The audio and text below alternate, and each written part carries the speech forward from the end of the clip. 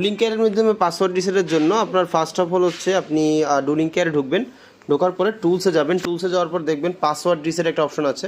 এখানে যদি আপনি নোন পাসওয়ার্ড দেন সেই ক্ষেত্রে হচ্ছে আপনি যদি পাসওয়ার্ডটা জানেন সেক্ষেত্রে সবগুলো ডিভাইস সিলেক্ট করবেন।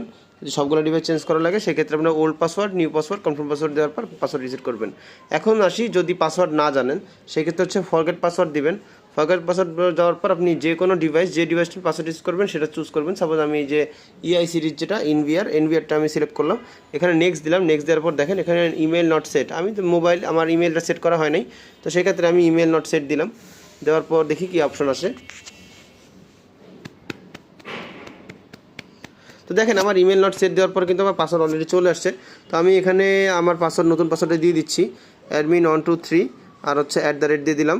তো এটা হচ্ছে আমার পাসওয়ার্ডটা। আবার আমি আগের পাসওয়ার্ডই রাখতেছি, বাট হচ্ছে আপনাদেরকে চেঞ্জ করার জন্য দেখাচ্ছি।